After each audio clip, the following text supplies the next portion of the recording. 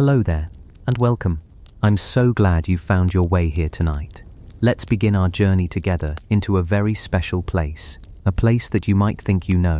A place of gentle streams, quiet woods, and sunny, gorse-covered hillsides. A place that lives in the world's imagination as the 100 Acre Wood. But tonight, we're not going to visit the world of storybooks. We're going to journey much, much deeper to the real forest, the ancient, rugged, and truly remarkable landscape of Ashdown Forest in the south of England.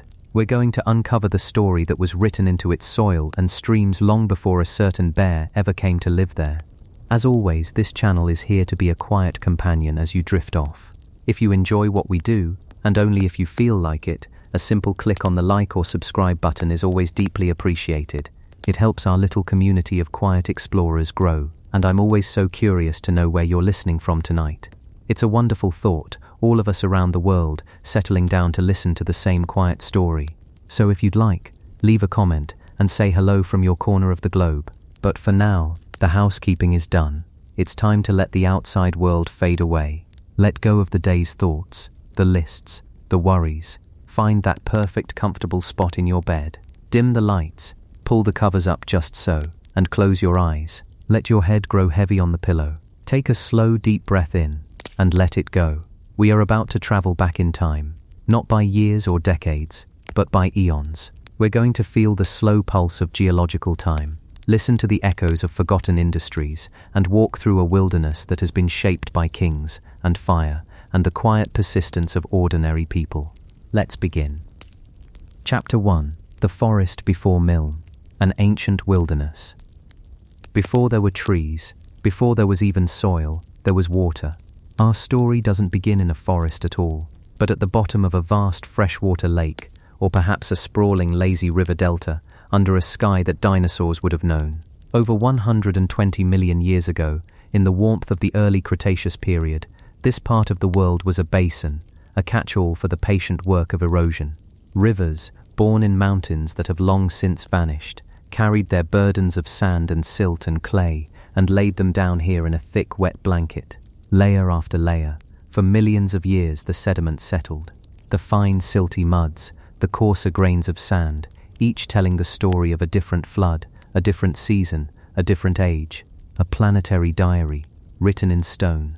This soft, wet bed of sediment was then buried, compressed by the weight of yet more layers, and the immense slow pressure cooked the loose grains into rock. The sands became sandstone, the muds became clay. For tens of millions of years, this geological slumber continued, deep beneath a shallow, chalky sea that would later form the famous White Cliffs of southern England. But the earth is never truly still. Deep within its molten heart, colossal forces were at work. The same continental collision that was beginning to thrust the Alps into the sky, thousands of miles away, sent a slow, powerful ripple northwards through the planet's crust. Imagine you could watch this process, sped up from a crawl that spans ages to a movement you can perceive. You would see the land buckle, not in a violent earthquake, but in a rise so gradual, so impossibly slow, that it would be like watching a wave form in a sea of tar. This great wrinkle in the earth, this upward fold, is what geologists call the Wealden anticline. It pushed those Cretaceous layers of sandstone and clay back up towards the sky, creating a great dome of rock stretching across what is now Kent, Surrey, and Sussex. And as soon as the land began to rise, the patient, relentless work of erosion began once more.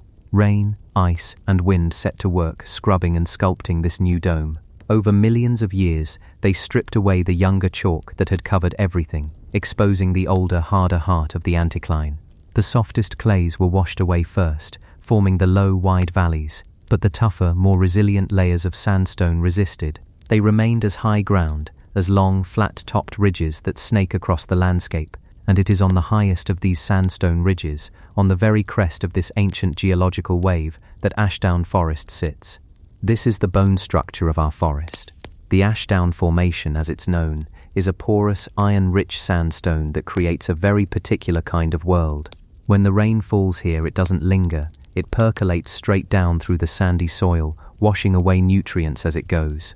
What's left is a thin, acidic, and rather impoverished soil. It is a challenging place for life to take hold. It is not a place of deep, rich loams that encourage lush, easy growth. This is a landscape built on a foundation of scarcity. And it is this very scarcity, this ancient geological inheritance that dictates everything that follows. It dictates which trees can grow, which flowers can bloom, and which creatures can make their home here. It is the first and most important author of the forest story. Now, let's allow time to spool forward again, across the great extinction of the dinosaurs, through the rise of mammals, past ice ages that came and went, their glaciers never quite reaching this far south, but their bitter winds stunting the growth of all but the hardiest tundra plants. As the last ice age receded, around 10,000 years ago, life returned in a great green wave. First came the pioneer species, birch, with its paper-thin bark and fluttering leaves, and hardy Scots pine. They were followed by the great builders of the forest, the climax species that would come to define the wildwood of Britain, the oak and the beech. Let's imagine ourselves standing on one of those high sandstone ridges in, say, 5000 BC. We are in a place the Romans would one day call the Anderida Silva, the great forest of the Weald, and it is a forest unlike any we might know today. This is a true wilderness, a vast, unbroken ocean of trees stretching for over 100 miles from east to west and 30 miles from north to south. It is a landscape of profound silence and deep, deep shadow. The canopy above is a dense, interlocking ceiling of leaves. Mighty oaks, hundreds of years old, their trunks as wide as cottages, form the backbone of this forest. Their bark is a continent of its own, mapped with mosses and lichens, and home to countless insects. Between them grow towering beech trees, their smooth grey bark like the skin of a great whale, their branches creating a cathedral-like gloom beneath. So little light penetrates this canopy that the forest floor is a place of perpetual twilight. In summer, it is a world of shifting green-gold light, dappled and mysterious. In winter, a stark filigree of black branches against a grey sky. The air here is thick with the scent of damp earth, of decaying leaves, of wet bark and blooming fungus. It is a rich, primal smell. The ground underfoot is a soft, deep carpet of leaf mold, built up over centuries, muffling every footstep. There are few paths. To move through this world is to push through thickets of holly, with its dark, glossy, sharp-toothed leaves, and ancient yew trees, their toxic needles casting the darkest shadows of all. Fallen giants lie where they fell, their immense root plates torn from the earth, their decaying trunks becoming nurseries for ferns and mosses and a million tiny creatures. This is not a gentle, welcoming place. It is a formidable barrier. It is a place of wolves, their howls echoing on cold winter nights. It is home to the wild boar, a powerful tusked beast that ploughs through the undergrowth in search of acorns and roots. Herds of red deer, the great native stags of the forest, move like ghosts through the shadows. And perhaps, in the very deepest past, this was a land of the brown bear and the elusive lynx. For early humans, this was not a landscape to be tamed, but a resource to be carefully and respectfully harvested from its fringes. They would have ventured in for timber, for game, for medicinal plants, but the deep forest, the high weald on which Ashdown sits, would have remained a wild, untrodden, and perhaps even sacred heartland. For thousands of years, this great forest held sway, a constant, living presence. But the world outside was changing. The slow, patient work of Neolithic farmers began to nibble at the edges of the wood. Bronze Age people built their burial mounds on the high ground, places that offered a clear view of the sky. Then came the Iron Age tribes, who discovered the secret that lay hidden in the forest soil. They found that certain rust-colored nodules, found where the clay met the sandstone, could be heated in a charcoal fire to yield a strange, hard, and incredibly useful substance, iron. This was the first hint of the industrial power that lay sleeping beneath the trees, a power that would one day awaken and change the forest forever. The Romans came and went, building their straight roads to bypass the dense, impassable heart of the Anderida. They saw it as a wild, uncivilized place, a tactical obstacle. After they left, the Saxons arrived, giving the forest its name, the Weald, from their word for wilderness or forest. They established their small settlements in the river valleys, the dens and hirsts, clearings where they could pasture their swine in the autumn, fattening them on the great bounty of acorns from the oaks. Yet still, the high ridges of Ashdown remained largely untouched, a vast wooded common ground, a wilderness at the heart of their world. But in the year 1066, a profound change came to this land. An invasion from across the sea brought a new king, a new aristocracy, and a completely new way of looking at the wilderness. For William the Conqueror and his Norman lords, a forest was not just a collection of trees, it was a legal concept. It was a place set aside by royal decree for a single, overriding purpose, the king's hunt. And so Ashdown Forest, along with a vast swathe of the surrounding weald, was declared a royal forest. This did not mean that all the trees belonged to the king, or that no one could live there. It meant that the animals of the chase, primarily the deer, and the habitat that supported them were protected by a special and especially brutal set of laws. The vert and the venison, the greenery and the game, were sacred. Imagine now that we are no longer in the primeval wilderness, but in the managed, policed landscape of a Norman hunting forest. The character of the place has shifted. The deep, wild silence is now punctuated by the sound of the hunting horn, the baying of hounds, and the thunder of hooves. Great rides, or clear-cut avenues, have been carved through the woodland to allow the hunting parties to move with speed. The forest is now managed by a hierarchy of officials. There are verders, who preside over the forest courts, and foresters and rangers, who patrol the landscape, their job to protect the deer from poachers and the woods from unlicensed felling. The punishments for breaking the forest law were famously severe. To be caught killing a deer was an offence against the king himself. A man could be blinded, maimed, or even executed for it. Even lesser offences, like cutting down a tree without permission or building a fence that might obstruct the free passage of the deer, could result in heavy fines or imprisonment. For the common people who lived in and around the forest, this was a time of fear and restriction. The wilderness that had been a shared resource for their Saxon ancestors was now the exclusive playground of a foreign king. The deer themselves were the stars of this new drama. Herds of native red deer still roamed the deeper woods, but the Normans also introduced the fallow deer, a smaller spotted creature which they kept in great fenced parks or pales, releasing them for the hunt. The hunt was more than a sport, it was a form of political theatre, a display of power and martial prowess. A successful hunt reinforced the king's dominion over the wild lands and the wild creatures, and by extension over his subjects. Yet even under this strict new regime, the forest was not preserved in aspic. The very act of managing it for hunting began to change its character. To create better grazing for the deer, areas were likely cleared. To provide a clear line of sight for the mounted hunters, the dense undergrowth would have been thinned. The Norman kings, in their quest to create the perfect hunting ground, were unwittingly continuing the long, slow process of transforming the ancient wilderness into a more open, managed landscape. They were creating a mosaic of high forest, open glades, and wood pasture, a far cry from the dense, dark Anderida of old. And all the while, beneath the feet of the hunters and their quarry, the secret of the forest lay waiting. The ironstone. The knowledge of it had never been entirely lost, and for centuries a small-scale local industry had bubbled away. But in the late Middle Ages, with the introduction of new technologies from the continent, that quiet bubbling was about to erupt into a raging fire that would consume the forest and reforge its very identity. Let's shift our perspective once more. The sound of the hunting horn fades, replaced by a new sound, a sound that would dominate this landscape for over 200 years. It begins as a dull, rhythmic thump, thump, thump. It's a sound that travels for miles on a still day, a sound that you feel in the soles of your feet before you hear it with your ears. It is the sound of the water-powered hammer, the beating heart of the wild and iron industry.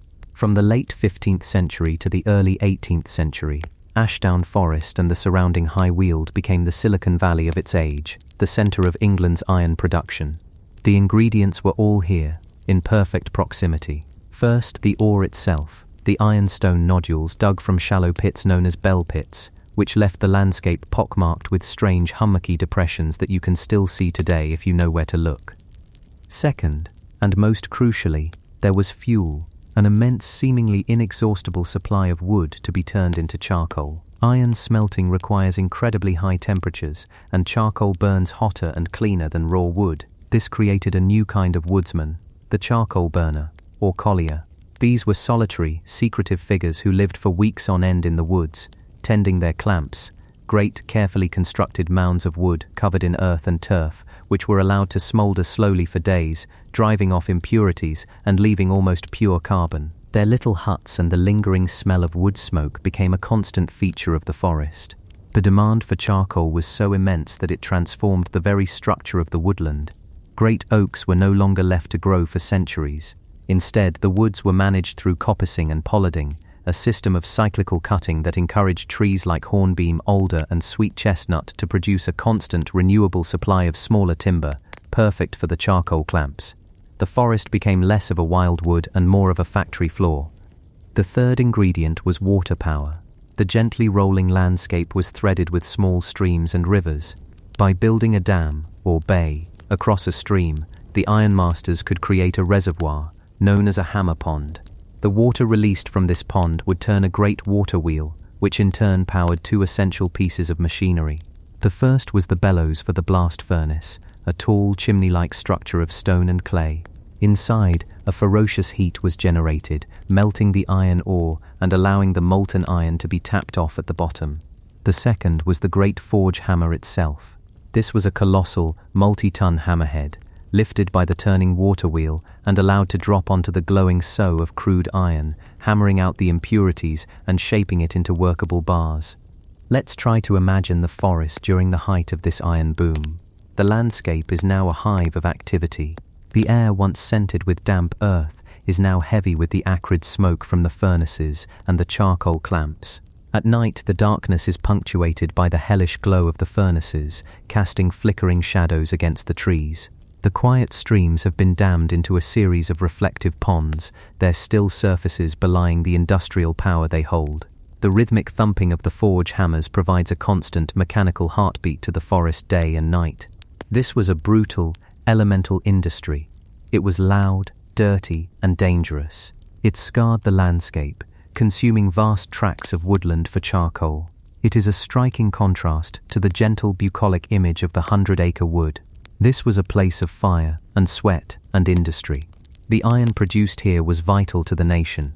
It was used for everything from domestic firebacks and ploughshares to the great cannons that armed the ships of the Tudor and Stuart navies. The cannons that defeated the Spanish Armada in 1588 were cast using iron forged in the fires of the Wealden forests. This small, quiet corner of Sussex was, for a time, at the very heart of England's military and economic might.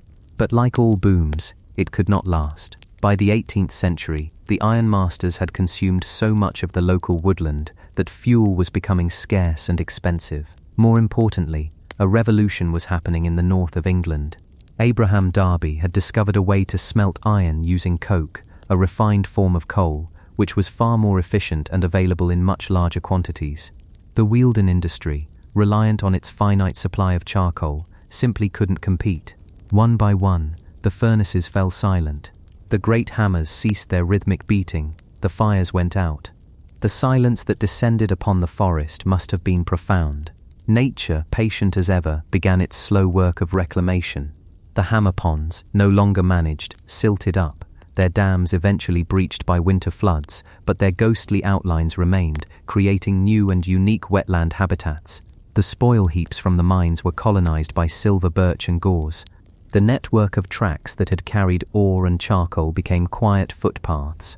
The forest was left in a new state, not a primeval wilderness, not a royal hunting ground, not an industrial complex, but something else entirely. It was a post-industrial landscape, a mosaic of recovering woodland, open pits, and abandoned infrastructure. And it is in this new quiet, this period of seeming abandonment, that the final and perhaps most important pre-Milne chapter of the forest story begins. With the king's interest in hunting long faded and the iron industry gone, the forest's primary role shifted to serving the needs of the local people who lived on its edges. The concept of Ashdown Forest as a common became paramount. This is a word we don't use much anymore, but it was a vital concept for rural life for centuries. A common was a piece of land over which local people, or commoners, held certain specific rights, usually passed down through generations and attached to the ownership of their property. These rights were not about ownership of the land itself, that often remained with a lord of the manor, or in this case the crown, but about the right to use the land's resources. These ancient rights were the key to survival for many families. Let's walk through the forest with the eyes of a commoner in the 19th century. Their relationship with this land is intimate, practical, and deeply ingrained. One of the most important rights was the right of pasturage. This was the right to graze your livestock, cattle, sheep, perhaps a pony, on the open areas of the forest. This single activity had a profound effect on the landscape. The constant grazing of these animals was like a perpetual mowing machine. Their nibbling kept the grass short and prevented the relentless encroachment of tree saplings like birch and pine. Without the commoners' animals, the open heathland would in a few decades revert to scrub and then to dense woodland. The grazing was, in effect, the primary tool that maintained the very character of the open forest we see today. Another vital right was that of estovers. This was the right to take wood from the forest for fuel and for repairing your house or your fences. This wasn't a license for clear felling. It was a carefully managed system. You could take fallen deadwood or snapwood, but you couldn't cut down a whole tree. This constant tidying up of the forest floor, this harvesting of nature's excess, further shaped the woodland ecosystem. Perhaps the most distinctive right on a heathland common like Ashdown was turbery. This was the right to cut turf or peat for fuel. In a landscape with thin acidic soil, a dense mat of heather roots and partially decayed vegetation would build up over time. Commoners would use a special spade to cut this tough turf into brick-like blocks, which would be stacked to dry in the sun and wind before being taken home to be burned on the hearth during the long winter months. This practice, like grazing, was a form of disturbance that helped to maintain the heath. By stripping away the top layer of vegetation, it created patches of bare ground, perfect for new heather seedlings to germinate, ensuring the heath's constant regeneration. And then there was the right to take bracken. The commoner would cut swathes of this tall, resilient fern in the late summer. Once dried, it had a multitude of uses, as winter bedding for livestock in their barns, as a component of compost to fertilize the vegetable garden, and even as a primitive form of roof thatching for outbuildings. This web of commoners' rights created a unique partnership between people and the landscape. It wasn't a modern conservationist's idea of leaving nature untouched. It was the opposite. The health and character of the forest were maintained by constant human use. The open, sweeping views, the purple haze of the heather, the very existence of the heathland itself, were a direct consequence of cows grazing, people cutting turf, and families gathering firewood. The commoners were the gardeners of this sprawling, semi-wild estate. Their daily, mundane, necessary activities were the ecological engine that preserved the landscape that a Milne would one day stumble upon and fall in love with. So now, let us settle ourselves on a high point in this common land. Let's sit on a patch of springy heather and look out over the landscape that has been forged by all these immense forces. The geology beneath us dictates the sandy soil. The memory of the primeval Andertierida forest lingers in the dark stands of Scots pine and the ancient gnarled oaks that survived the ironmaster's axe. The sweeping open character of the land is a legacy of the Norman kings who cleared rides for their hunts, and more recently, of the commoners' cattle that keep the trees at bay. The strange, shallow valleys and the glint of a distant pond are ghosts of the iron industry, the scars of its furnaces and the remnants of its dams. This is the heathland ecosystem, a habitat that is rarer than rainforest. It is not, as it might appear, a purely natural state. It is a cultural landscape, a semi-natural world created and maintained by millennia of human interaction, and it is a world of subtle, tough, and beautiful life. Lean in close to the ground. The dominant plant here is heather, or ling. For much of the year, it's a low, wiry, dark green scrub, but in late summer, it undergoes a magical transformation. The entire landscape is washed in a haze of purple-pink, as millions of tiny, bell-shaped flowers open to the sun. The air becomes thick with the hum of bees, who work tirelessly to turn the heather nectar into a dark, aromatic, and highly prized honey. Growing amongst the heather is its more flamboyant cousin, the gorse.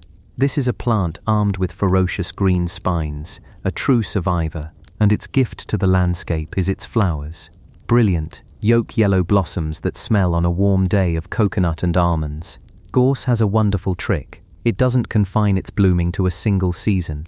You will find flowers on the gorse bushes at any time of year, giving rise to the old country saying, "When the gorse is out of blossom, kissing's out of fashion." The third member of this heathland trinity is the bracken. In spring, its new shoots, called crosiers, unfurl from the earth like the carved heads of violins. By summer, it has grown into a dense green sea of fronds, sometimes shoulder-high, providing cover for deer and smaller creatures. And in autumn, it puts on its own spectacular show, the fronds turning a brilliant copper, rust and gold, before collapsing into a crisp brown blanket for the winter. This unique combination of plants supports an equally unique collection of creatures. Listen carefully on a summer's evening, just as the dusk settles.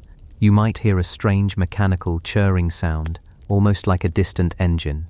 This is the song of the nightjar, a mysterious nocturnal bird that is a true master of the heath. It lays its eggs directly on the bare ground, and its mottled bark-like plumage provides such perfect camouflage that you could walk right past it and never know it was there. It is a ghost bird, hawking for moths in the twilight on silent wings. Look closely in the gorse bushes, and you might spot a Dartford warbler, a small feisty bird with a long tail that it cocks defiantly as it flits from spine to spine, another Heathland specialist that relies entirely on this habitat. And down in the heather, a beautiful and complex drama unfolds around the silver-studded blue butterfly. The female lays her eggs only on the youngest heather shoots, and when the caterpillars hatch, they secrete a sweet honeydew that attracts a particular species of black ant. The ants, in return for this sugary meal, protect the caterpillar from predators, even carrying it down into their nests at night for safety. It is a perfect, tiny example of the intricate, interdependent web of life that this landscape supports. So this is the forest before Milne. Not a simple, tranquil wood, but a landscape with a deep, complex and sometimes violent history. Its very soil is the dust of ancient mountains, laid down in a prehistoric sea. Its shape was determined by the slow, inexorable buckling of the earth's crust. Its character was carved first by the deep shade of the primeval wilderness, then by the laws of Norman kings, then by the fire and hammers of industry, and finally by the quiet, persistent grazing of the commoner's cattle. It is a place of ghosts, the ghost of a Cretaceous lake, the ghost of the wolf's howl, the ghost of the hunting horn, the ghost of the forge hammer's beat, the ghost of the charcoal burner's fire. It is a landscape that has been worked, and wounded, and managed, and loved by humanity for thousands of years. It is a testament to both our power to transform the land, and to nature's incredible resilience. This was the raw, ancient, and profoundly real canvas upon which a new story, a story of friendship and simple pleasures, was about to be painted. It was into this rugged, wind-swept, history-soaked landscape that a Milne would arrive, a man seeking peace after the horrors of a great war. He would look out over these gorse-covered hills and purple heaths, and he would not see the iron furnaces or the Norman hunting parties. He would see something else entirely. He would see a place for adventure, a home for a boy and his bear, and in doing so, he would give this ancient forest a new and gentle identity, known and loved the world over.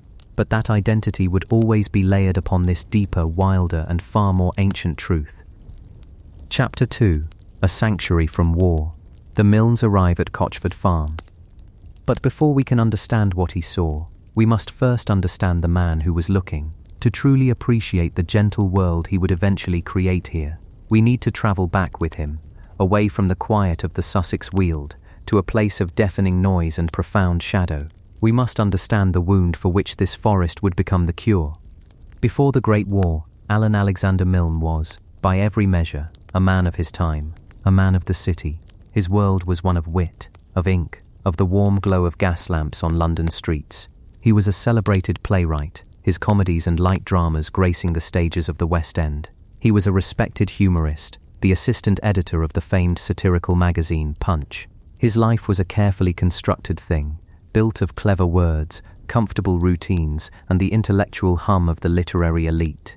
It was a world of crisp shirts, the clinking of teacups, the rustle of theatre programmes, and the satisfying scratch of a nib pen on good paper. It was an ordered world, a sensible world, a world where a well-placed line of dialogue was the most potent force one could imagine. He was, by his own admission, a pacifist. He believed in reason, in dialogue, in the fundamental goodness of humanity to solve its own problems without resorting to barbarism. And then, in 1914, that belief, along with the ordered world it inhabited, was shattered. The Great War was not an argument that could be won with wit. It was a force of industrial-scale destruction that defied all the logic and civility he had built his life upon. Like so many of his generation, Milne answered the call. He joined the Royal Warwickshire Regiment, and eventually, as a signalling officer, he was sent to the Somme. And it is here, in the churned, nightmarish landscape of northern France, that the man who would one day write of poo sticks and heffalumps was fundamentally and forever changed. It is difficult for us now, in our relatively quiet world, to comprehend the sound, The veterans of that war spoke of the noise more than anything else. It was not just loud, it was constant, a physical pressure on the body and the mind. The unending percussive roar of artillery, a mechanical symphony of annihilation that went on for days, for weeks without pause. It was a sound that shook the very earth, that vibrated through the bones, that frayed the nerves until they were raw. For a man of words and quiet contemplation, a man like Milne, this acoustic hell was a unique form of torture. It was the death of silence, the death of thought, and with the noise came the chaos. The mud of the trenches was not just dirt, it was a primordial soup of earth, water, and unimaginable loss. It swallowed men, machines, and hope. It was the antithesis of the clean, ordered streets of London. It was the complete breakdown of structure, of sense, of civilization itself. Here there was no clever dialogue, no well-crafted plot. There was only survival. Milne was injured, contracting trench fever, and was eventually sent back to England to recover. But some wounds are not visible. Some injuries are carried not in the body, but in the memory. He came back from the war a different man, haunted by what he had seen and heard. He carried with him an invisible injury, what was then crudely called shell shock, and what we would now understand as profound post-traumatic stress. He carried the ghost of the noise. For the rest of his life, a sudden pop, the backfire of a car, even the joyful uncorking of a champagne bottle, could send a jolt of pure terror through his system, transporting him, just for a second, back to the thunder of the guns.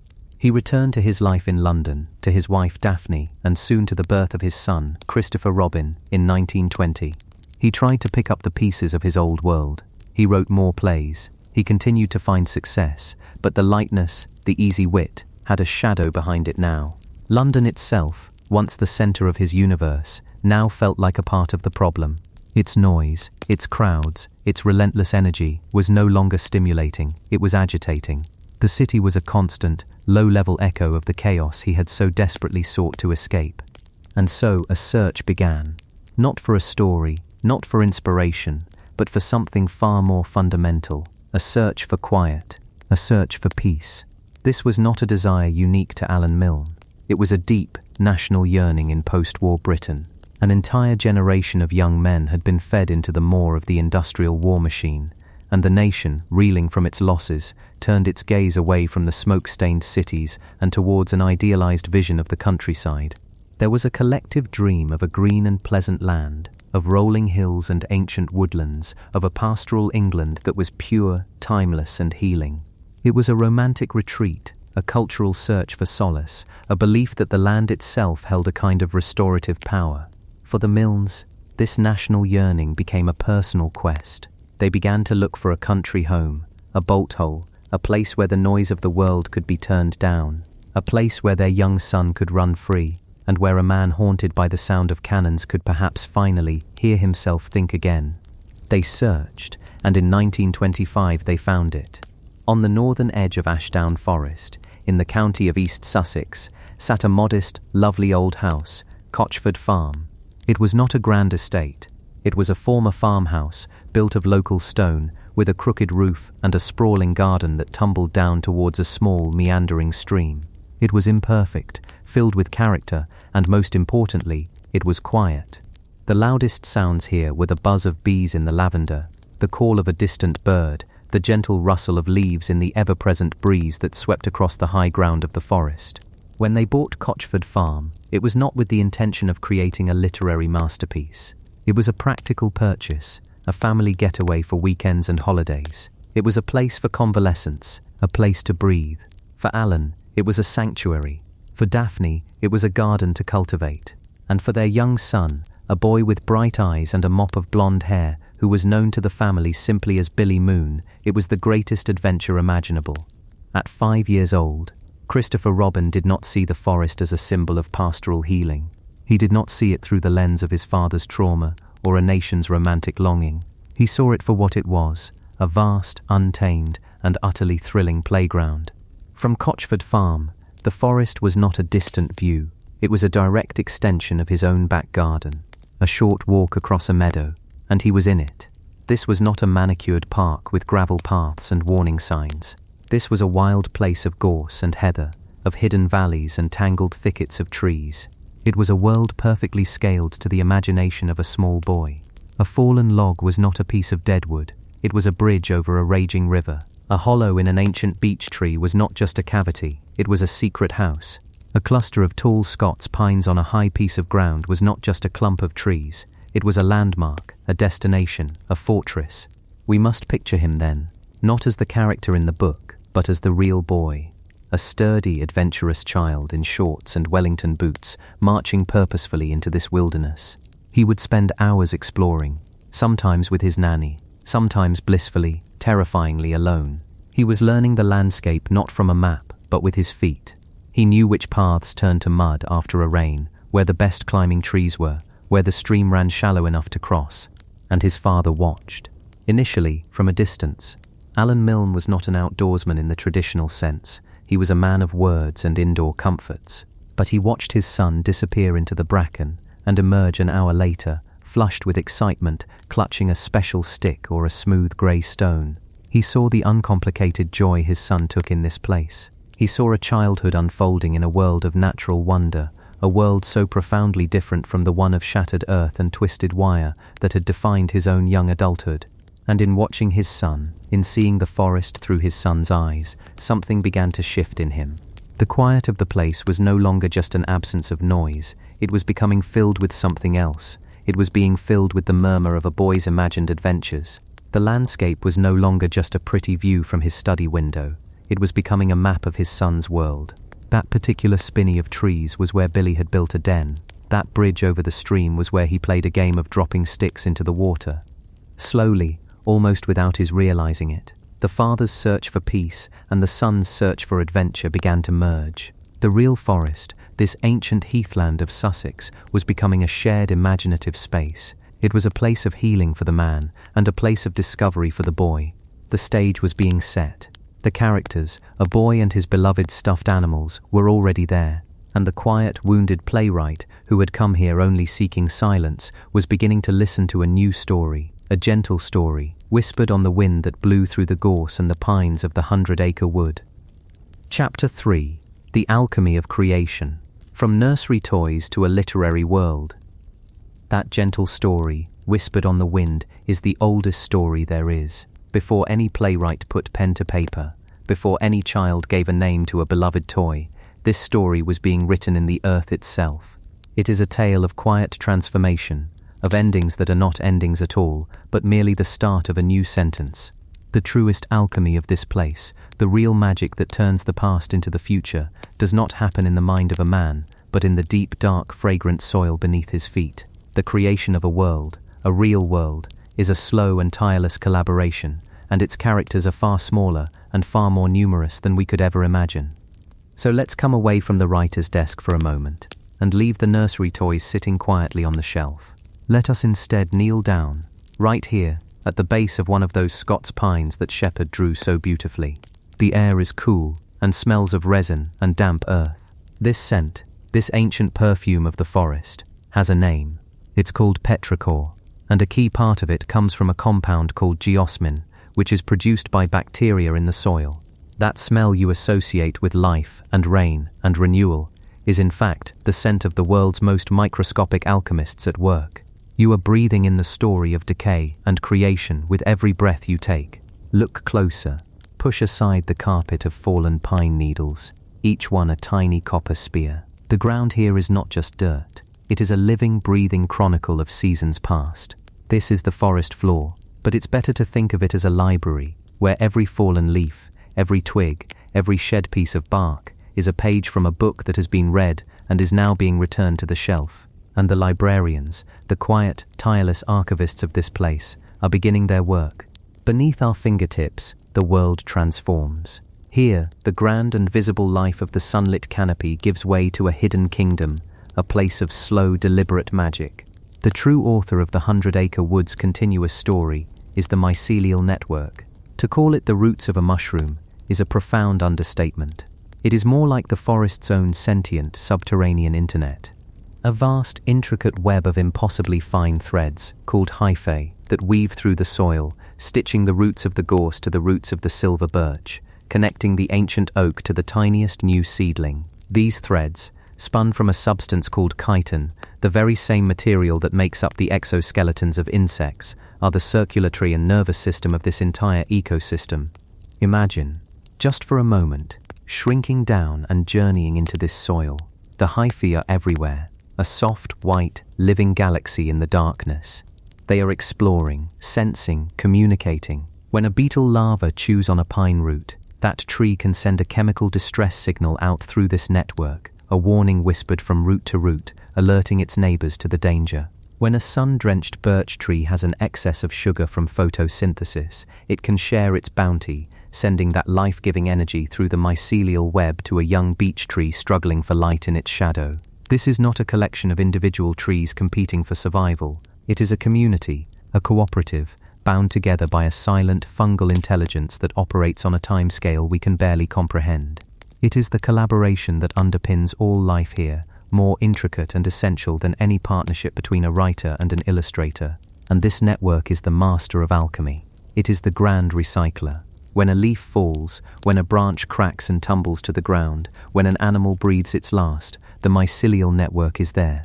It releases powerful enzymes, a kind of external stomach, that begin the slow, methodical process of disassembly. It unlocks the complex molecules of wood, the stubborn cellulose and lignin that lock up carbon and nutrients and breaks them down into simpler forms.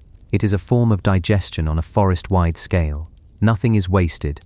The carbon, the nitrogen, the phosphorus, all the building blocks of the life that was, are carefully gathered, transported through the network, and offered up to the living. A fallen pine needle from a century ago might be providing the phosphorus that is, right now, helping a new bluebell push its way toward the spring sunlight.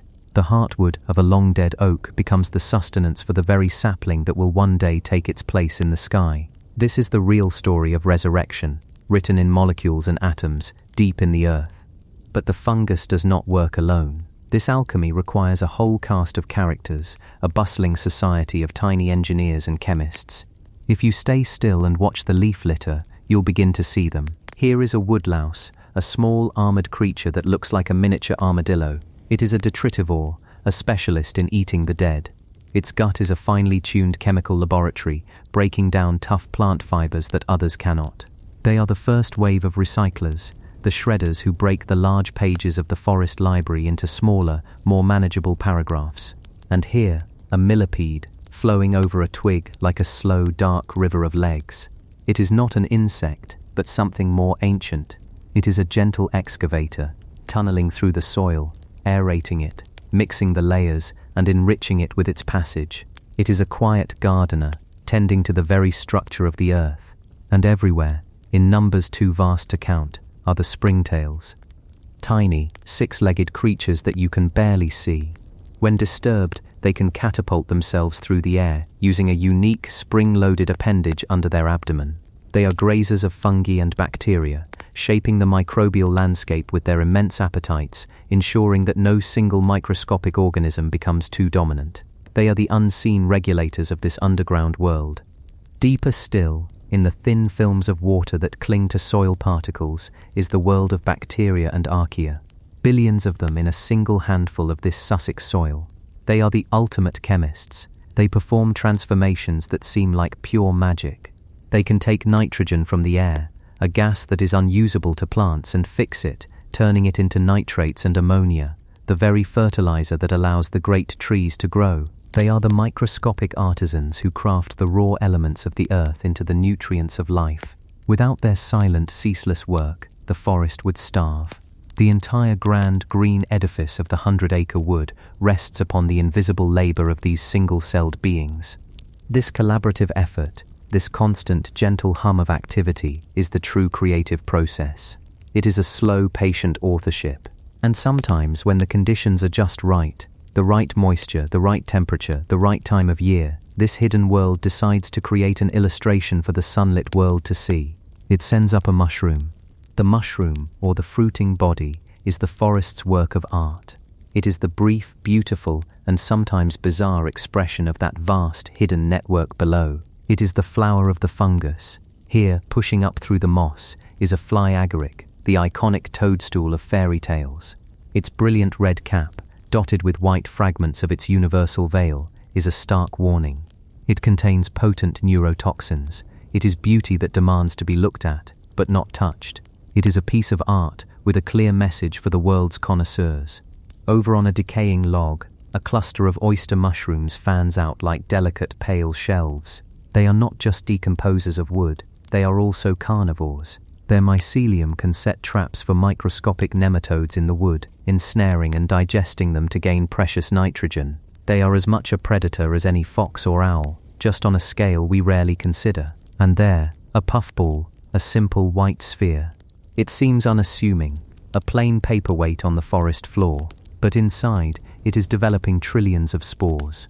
At the slightest touch, a falling raindrop, the nose of a curious animal, it will erupt, sending a cloud of its genetic dust into the wind, a silent explosion of potential new worlds. Each spore is a single word, a possibility, hoping to land on a suitable page where it can begin to spin its own mycelial chapter. These illustrations are not just for show, they are the mechanism of reproduction, but they are also a vital part of the forest community. A squirrel will nibble a truffle it has dug from the earth, and in doing so will carry its spores to a new location. A slug will slowly rasp away at the gills of a mushroom, ingesting spores that will pass through its body and be deposited elsewhere in its silvery slime trail. The art becomes part of the story, eaten, transported, and replanted by the other characters. And so the cycle continues. The writer and the illustrator, the fungus and the mushroom, work in perfect concert with the rest of the community. The alchemy of the soil, fueled by the patient work of a million tiny lives, breaks down the old world of fallen leaves and branches. It transforms death into a rich, dark, life-giving humus, and from this alchemical brew, a new world arises. This is where the real 100 Acre Wood finds its strength. The beeches, with their smooth grey bark like an elephant's skin, draw up the water and nutrients gifted to them by the fungal network. The Scots pines, whose needles create the acidic soil that heather and gorse love, stand tall because of the microscopic chemists nourishing their roots. The very landscape that Shepherd sketched, the hollows, the streams, the stands of trees, was shaped over millennia by this constant quiet process of decay and renewal. The sandy soil of the Ashdown Forest, poor in nutrients on its own, is made fertile by this living system. The personalities we see in the forest's larger inhabitants are also born from this foundation. The badger, a powerful digger, creates sets that can last for generations, aerating the soil and creating homes for other animals, becoming an ecosystem engineer in its own right. Its diet is a map of the forest's bounty: earthworms, beetle grubs, roots and fungi. The tawny owl, a silent hunter of the night, relies on the health of the entire food web, from the voles and mice that feed on seeds and insects, right down to the health of the soil that allows those seeds to sprout. Every character, big or small, is inextricably linked. Their individual stories are all subplots within the grander narrative of the woods. To walk through this place, then, is to walk through a living library where the books are constantly being written, read, archived, and then pulped to create the pages for new stories. There is no final chapter. The collaboration never ends. The quiet playwright who came here seeking silence found a story, but the story was already here. It wasn't just in the imaginative play of his son. It was in the rustle of a woodlouse in the leaves. It was in the brilliant, toxic red of a toadstool. It was in the earthy scent of geosmin rising from the soil after a summer rain. The real alchemy is this, turning death into life. The real art is the intricate, interconnected, and cooperative system that makes this forest possible. It is a world built not from imagination, but from the humble, miraculous reality of decomposition. A world created by the tireless, unseen work of the true gardeners and artists of this wood, who ask for no recognition, and whose reward is simply the continuation of the story. The whisper on the wind is the sound of spores taking flight. The magic in the air is the breath of a billion bacteria, and the solid ground beneath our feet is the greatest story ever told, a story of endless, gentle, and perfect creation. Chapter 4. Mapping the Imagination. A journey through the real 100 Acre Wood. And so we find ourselves standing here, at the edge of that perfect creation. We have been exploring the story told by the soil, the quiet, tireless narrative of decay and rebirth that underpins everything. But there is another story here, a second map, laid gently over the first. It is a map drawn not with ink, but with memory and love. A map of childhood. To see it, we don't need to close our eyes and imagine. We simply need to open them in a different way, to adjust our focus. The physical world of Ashdown Forest in East Sussex, with its geology, its botany, its ancient rhythms, does not disappear. Instead, it becomes the canvas. The true, solid, living foundation for a place the entire world knows as the 100 Acre Wood. And so, our journey tonight is one of discovery. We are not visitors to a fictional land. We are explorers in a real one, learning to read its two languages at once. Let's take a step forward together. The air here is cool, carrying the scent of damp earth and bracken. The path before us is not paved. It is a simple track, worn into the sandy soil by generations of footsteps, both human and animal. It invites us downward toward the gentle sound of moving water. Before we reach the source of that sound, let's pause. Look around you. The landscape here is a mosaic of textures and colors. There are patches of deep green bracken, great rolling waves of it, which in autumn will turn to a brilliant fiery bronze. There are seas of heather, which in late summer will blush into a haze of purple so beautiful it feels unreal. And punctuating it all are the thorny, resilient clutches of gorse, whose brilliant yellow flowers defy the seasons, blooming even in the deepest winter, offering a splash of impossible sunshine against a grey sky. They smell, if you get close, of coconut, a strange, tropical sweetness in the heart of an English forest. This is the palette, this is the stage, and as we walk, the sound of the stream grows a little louder. Not a roar, not a rush, but a gentle, continuous murmur. The sound of water finding the path of least resistance, as it has for millennia. The path dips, and suddenly, we are in a different world. The open heath gives way to a damper, more enclosed space. The light is greener here, filtered through the leaves of birch and alder trees that crowd the banks. The air is heavier with the smell of wet soil and decaying leaves, the smell of life recycling itself. This little pocket, damp and slightly overgrown, feels secluded, a place of quiet contemplation. It is easy to see how a Milne walking here with his son might have looked at this boggy, slightly melancholic corner of the woods and seen in it a home for a friend who was, himself, a little boggy and melancholic. This is the gloomy place, Eeyore's corner of the wood, not because it is sad, but because it is still. It is a place where water collects, where the sedges and rushes grow thick and green. It has its own distinct ecology, a micro-habitat separate from the dry heathland above. It is a place for thoughts to settle, just as the silt settles in the slow-moving water. But the stream calls us onward. It is the spine of this small world, and following it we begin to hear a new sound, mingling with the water's song. The soft thud and rattle of wood on wood. The path curves, the trees part, and there it is, deceptively simple, utterly iconic. A small wooden bridge, its planks weathered to a soft silvery grey.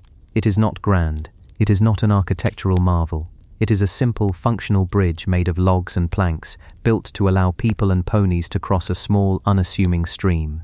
And yet, to stand here is to feel a strange sense of reverence. This is Posingford Bridge, or, as it is known to the world, Pooh Sticks Bridge. Let's walk onto it. Feel the solid, slightly uneven planks under your feet. Lean on the handrail. It is rough to the touch, warmed by the afternoon sun. Below us the stream slides by. The water is clear, but the stream bed is a rich rusty brown. This is a characteristic of Ashdown Forest. The water is rich in iron, flowing out of the sandstone that forms the very bones of this landscape. Now, look closely at the water itself. It doesn't flow in a straight, uniform sheet. It moves in a wonderfully complex dance. You can see the main, faster current in the center, but along the edges the water swirls and eddies. Little whirlpools form and disappear behind a submerged stone. A leaf is caught in a slow circular pattern, refusing to be hurried along. This is the secret genius of the game of Pooh Sticks. It appears to be a simple race, but it is actually a beautiful, intuitive lesson in fluid dynamics. When you drop your two sticks on the upstream side, you are releasing them into a system of beautiful chaos. One stick might be caught by the fast central current, the laminar flow, and be whisked away to victory. But another, dropped only inches away, might be nudged into a slower, swirling eddy, the turbulent flow, where it lingers, pirouettes, or is even briefly pushed back upstream. It is a game of chance, governed by 1,000 tiny, invisible variables: the shape of the stick, the exact point of entry, the subtle contours of the stream bed you cannot see. It teaches a gentle lesson, that the most direct path is not always the fastest, and that the journey is often a dance of unpredictable swirling patterns. And as we watch the imaginary sticks float by, let's look deeper into the water. The story here is not just about Pooh and his friends. This small stream is a universe in miniature. If you are still and patient, you might see the tiny armored shape of a freshwater shrimp navigating the gravel. You might see the caddisfly larvae, nature's most meticulous architects, who build their protective casings from individual grains of sand, tiny twigs, or fragments of leaf, cementing them together with a silk they produce themselves. Each one is a bespoke piece of submarine architecture. In the dappled shade beneath the bank, a small brown trout might be holding steady against the current, a perfectly camouflaged predator waiting for a meal to drift by. This bridge, this place of childhood innocence, spans a real, complex, and sometimes brutal ecosystem. The game and the reality coexist, one layered upon the other, and the place is richer for them both. Each shepherd's drawings captured this bridge with such affection, simplifying its form but perfectly preserving its spirit. He understood that the bridge wasn't just a structure, it was a stage, a viewing platform for the small, quiet dramas of the forest. It is time to leave the stream. We turn our backs on the bridge, carrying the sound of the water with us, and begin to walk again. This time the path leads up, out of the damp, shaded world of the riverbank, and back into the open air of the heath. As we climb, the vegetation changes once more. The ferns and moisture-loving trees give way to the tough, resilient trinity of the heath, the heather, the gorse and the bracken. The ground underfoot becomes sandier, softer, and soon we come to a wide open bowl in the landscape. A large sandy pit, its sides sloping down, patches of bare golden sand exposed to the sky. In the 100 Acre Wood, this is Rue's sandy pit, a grand playground for a small kangaroo. In the real world, it was once a quarry, a place where the local sandstone was dug out for building and for mending the forest tracks. Let's slide down the gentle slope and stand in the center. The air is warmer here, the sand reflecting the sun's heat. Kneel down and run your hand through it. It's fine and soft. These grains of sand are the story of this place told on a geological timescale. They are the weathered, broken-down remnants of the Wealden sandstone, rock that was formed over 125 million years ago, when this part of England was a vast, subtropical freshwater delta. Each grain you hold is a tiny piece of an ancient world, but nature wastes nothing. A place of industry, a scar on the land, has become a new kind of habitat. This quarry is a perfect example of what ecologists call succession. The bare sand is the first stage. It is a harsh environment, difficult for most plants to colonize, but there are pioneers. Look at the edges of the pit. The first things to get a foothold are the lichens and mosses, painting the stone faces with abstract patterns of grey, green and orange. Then come the tough grasses and the wild flowers that thrive in poor soil. And here and there you see them, the slender, silver-trunked saplings of the birch tree. The birch is a classic pioneer species. Its seeds are tiny and light, carried for miles on the wind, and they can germinate in the most unlikely of places. They grow fast, their leaves creating shade, their roots stabilizing the soil. In time, if left alone, these birch trees would transform this sandy pit back into a woodland. For now, though, it remains a distinct and special place. It's a haven for insects that love warmth and sandy soil. Solitary mining bees excavate their nests in the sandbanks. The green tiger beetle, a fearsome and iridescent predator of the insect world, sprints across the hot sand hunting for ants. This playground, a place of simple, joyful games in the stories, is in reality a complex arena of survival, colonization, and slow, patient reclamation. Milne saw a sandbox. An ecologist sees a living laboratory. Both are right. From the bottom of the pit, we look up. High on the ridge above us, silhouetted against the sky, is a distinct clump of trees. They look different from the other trees we've seen. Taller, darker, with a rugged, windswept look. They are our destination, the heart of the forest. The climb out of the quarry is a little tougher. We scramble up the sandy slope, our feet sinking slightly with each step, and emerge back onto the main path, which continues its steady ascent. The higher we go, the more the world opens up. The view expands. We can see the rolling landscape of the high weald stretching out around us, a patchwork of fields and woods under a vast sky. The wind is stronger up here. You can hear it before you feel it, a low, sighing hum in the distance. And then we are there. We arrive at the crest of the hill, a place known on local maps as Gill's Lap. But in the map of our imagination, it is a place with two names. It is Galleon's Lap, and it is the enchanted place. Before us stands a cluster of magnificent Scots pine trees. There were once 6, famously drawn by Shepherd, though time and weather have since claimed some of them. Let's walk among the survivors. Place your hand on the trunk of one. The bark is extraordinary. On the lower half, it's thick, dark, and deeply fissured, like the wrinkled hide of an old animal. But look up, and the upper trunk and branches glow with a vibrant, flaky orange-red bark, as if lit from within. These trees are veterans. They have endured centuries of wind and rain on this exposed hilltop. They are shaped by the wind, their branches twisted into dramatic sculptural forms. Stand beneath their canopy and listen. This is one of the most beautiful sounds in nature. The sound of wind moving through pine needles is not a rustle like it is with deciduous leaves. It is a deep, resonant, whispering sigh. It's a sound that speaks of ancient things, a sound that seems to both create and deepen the silence all around it. Close your eyes for a moment and just listen to that sound. It is the breath of the forest. It was from here, looking down at the rolling sea of bracken and gorse below, that Christopher Robin imagined these trees not as trees, but as the masts of a great fleet of galleons, sailing out to explore the world. Galleon's Lap. It is the perfect example of how a child's imagination can transform the everyday into the epic. The wind becomes the sea breeze, the bracken becomes the ocean waves, and a clump of trees becomes a voyage of discovery. It requires no special effects, no screens, no instructions, just the freedom to look at the world and see more than what is simply there. But there is another layer to this place. A little further on, within the same clump of trees, is a small, sheltered clearing. The ground is soft with a carpet of fallen pine needles. The air is still. The wind sighs high above in the canopy, but down here, there is a profound sense of peace. The light is soft, dappled. This is the enchanted place. In the books, it is the spot at the very top of the forest where nobody could quite count the trees, and where Christopher Robin would go to do nothing. And as he explained, doing nothing often led to the very best of something. This is a place that feels sacred.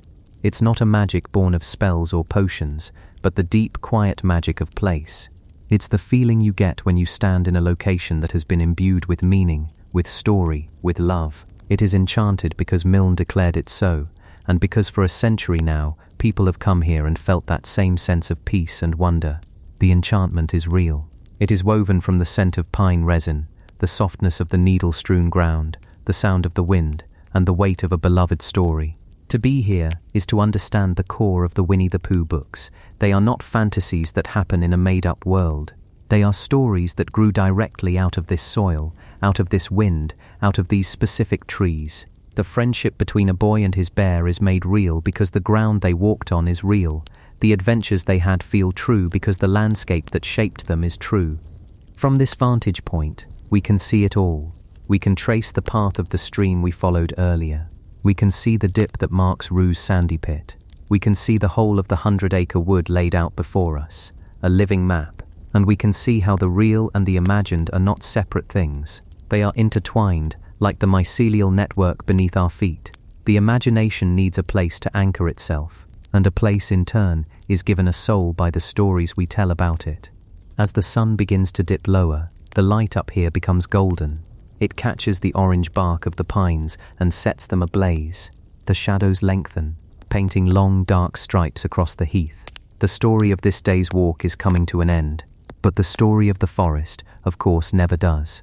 As we stand here, in the quiet of the enchanted place, we can feel the deep, slow pulse of it all. The patience of the trees, the resilience of the heather, the endless journey of the water, and the enduring power of a story that found its home in this very spot. The map of the imagination is not a treasure map where X marks the spot. It is a different kind of guide. It teaches us to see the wonder in a simple wooden bridge, the history in a handful of sand, and the magic in a quiet moment under a pine tree. The 100 Acre Wood is not a destination to be found. It is a way of seeing the world that is already here, waiting for us, just beneath the surface of the everyday. And as we begin the gentle walk back down, through the deepening twilight, we carry that map with us, not on paper but in our hearts, a quiet reminder that the most enchanted places on earth are often the ones we can actually touch. Chapter 5: The Curse of the Bear. Fame, Fortune, and Christopher Robin's Shadow. Uden Bridge. The history in a handful of sand, and the magic in a quiet moment under a pine tree. The 100 Acre Wood is not a destination to be found. It is a way of seeing the world that is already here, waiting for us, just beneath the surface of the everyday. And as we begin the gentle walk back down, through the deepening twilight, we carry that map with us, not on paper but in our hearts. A quiet reminder that the most enchanted places on earth are often the ones we can actually touch. And as the light fades, the shadows lengthen. They stretch out from the base of the gorse and the heather, painting the sandy paths in soft shades of grey and deep indigo. We tend to think of shadows as simple things, mere absences of light. But here, in a place so steeped in memory, they feel like something more. They feel like echoes. Every forest, you see, has its ghosts, not of people, but of presences, of lives that once defined the landscape so completely that their absence still shapes it, thousands of years later. And in this gentle English wood, there is one shadow that looms larger, deeper, and far older than any other. It is the shadow of the bear. Not the friendly, honey-loving bear of storybooks, but his ancient, powerful ancestor, the real bear of the English forest, Ursus arctos, the brown bear. To walk here is to walk through his lost kingdom. For tens of thousands of years this land belonged to him. His fame was etched not in books, but on the bark of ancient trees, in the pathways he carved through the thickets, and in the very composition of the soil. His fortune was the richness of the land itself, the autumn bounty of acorns and berries, the teeming rivers of salmon, the deer that moved like whispers through the oaks. He was not just an inhabitant of this ecosystem, he was its architect, its engineer, and its great lumbering heart. Imagine for a moment that we could peel back the layers of time right here as we stand among the pines, go back before the Romans, before the first farmers, before the sound of iron axes. The air would feel different, thicker, somehow, more alive, and the sounds would be deeper. The bird's song would be familiar, but beneath it there would be a bass note, a foundation of immense presence, the snap of a branch under a heavy paw, the low rumbling grunt of contentment from a thicket of blackberries, the tearing of soil as powerful claws excavated a network of roots or a den for the winter. This was the bear's work. To our modern eyes it might look like destruction, but it was the engine of creation. When a bear dug for tubers or insects, it was not just feeding itself. It was tilling the soil, aerating it, and creating patches of disturbed earth where pioneer plants, the wildflowers, the hardy grasses could find a foothold. It was acting as nature's plough, turning over the dense mat of the forest floor and inviting new life to begin. Each overturned stone could become a refuge for a beetle, each excavated patch of soil a seedbed for a new birch tree. He was a gardener of chaos, and from that chaos came a richer, more diverse forest. His movement through the land was a form of communication. The trails he forged became highways for other animals, from foxes to badgers. The trees he rubbed against, leaving his scent and tufts of fur, were signposts in a chemical language we can barely comprehend. They were declarations of territory, messages to rivals, and perhaps even notices to potential mates. The forest was a living library of information, and the bear was one of its most prolific authors. And his diet, it was a map of the seasons. In the spring he would feast on fresh green shoots and the carcasses of animals that did not survive the winter, a vital cleanup crew recycling nutrients back into the system. In the summer, he would move to the berry patches, and in doing so he would perform one of his most vital roles. After eating his fill of blackberries, of wild raspberries and rowan berries, he would wander for miles carrying the seeds within him. And when he eventually deposited them, far from the parent plant and complete with a package of natural fertilizer, he was planting the future. He was a forester, sowing the seeds of the next generation of fruit-bearing shrubs and trees, ensuring his own pantry would be full for decades to come, and in the process, providing for countless birds and smaller mammals. To call him an apex predator is a polite understatement. The presence of the bear shaped the behavior of everything else. The deer were more vigilant, never staying in one area for too long, which prevented them from overgrazing the tender saplings. This, in turn, allowed the forest understory to grow thick and complex, creating habitats for warblers and dormice. The bear's existence created a landscape of healthy fear, a dynamic tension that kept the entire system alert, resilient, and in balance. He was the weight on the scales, the quiet authority that ensured no single element could dominate the others. This was his fame, this was his fortune. A kingdom not of gold, but of ecological richness, built and maintained by his own magnificent presence. But every great reign comes to an end, and the story of the bear in this land becomes a quiet tragedy, a tale of a shadow falling.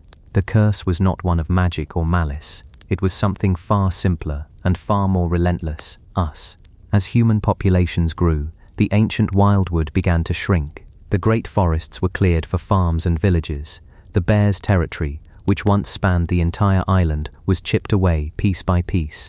He was a creature that needed space, a vast and unbroken wilderness, and that was the one thing humanity could no longer afford him. He was hunted, not just for his meat and his thick hide, but because he was a competitor. He was a symbol of a wildness that we were determined to tame. He was too large, too powerful, too unpredictable for the world we were building, and so he began his long retreat. Pushed further and further into the remote mountains of Scotland and Wales, his numbers dwindled. The last English bear likely fell silently, unrecorded, sometime around the 10th century. There was no grand ceremony for his passing. An entire species, a cornerstone of the ecosystem for millennia, was simply erased, and the forest fell quiet. This is the curse of the bear, not his presence, but his absence. When a keystone species is removed from an ecosystem, it is like pulling the central stone from an archway. The structure doesn't always collapse immediately, but it is fundamentally weakened, and over time, things begin to shift and crumble. The forest that remained was a different place. Without the bear to manage the deer, their populations, checked only by human hunters, could grow unchecked. Their grazing patterns changed. The diverse understory that had flourished under the bear's reign was slowly nibbled away, replaced by a simpler, less complex carpet of grass and bracken. The forest floor was no longer tilled by his claws, and the soil became more compacted, less welcoming to those pioneer flowers. The berry patches were no longer dispersed with such efficiency. The whole system became a little less dynamic, a little less rich. It was as if a great conductor had left the orchestra. The music played on, but it had lost its depth, its complex harmonies, its powerful bass note.